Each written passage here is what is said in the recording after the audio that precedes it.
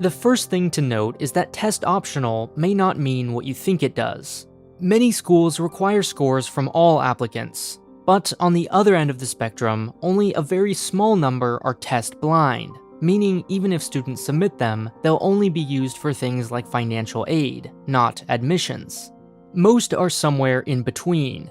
Some schools forego test scores for students who meet a certain threshold GPA or class rank. Others vary based on major, and finally, about 700 allow students to decide themselves. Test optional doesn't necessarily mean scores aren't important, make admissions easier, or that you shouldn't submit them. It does mean that if you don't submit them, you'll need other strong qualifications to stay competitive. And here lies the puzzle. If a school believes standardized tests to be a strong predictor of college success, one would expect them to be mandatory. On the other hand, if they don't, you'd expect schools to not even consider them. Why would so many schools allow students to decide how much information to give them?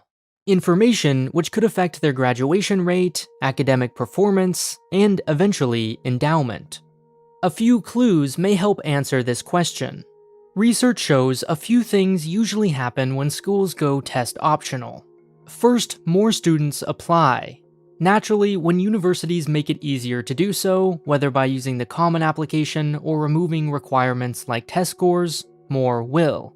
Of course, schools aren't accepting more applicants, which means their acceptance rates go down, and they appear more selective. Second, their average test scores are higher.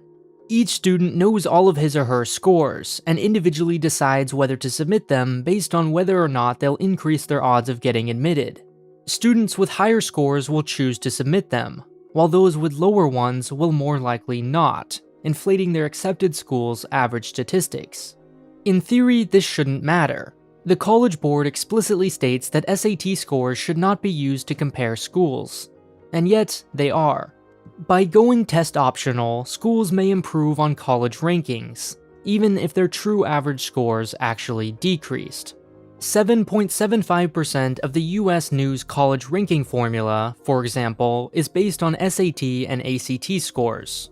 Although this number is discounted by 15% if fewer than 3/4 of new students in a particular year don't submit scores, it still leaves plenty of room for schools to game the system, either by ensuring 75.1% of students submit, or by making up for the discount with extremely high average scores.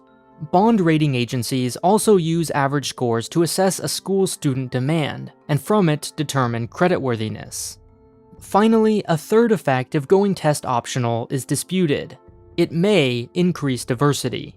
The question is, do standardized tests help alleviate or amplify inequality? Some studies suggest the former, while others come to the latter conclusion.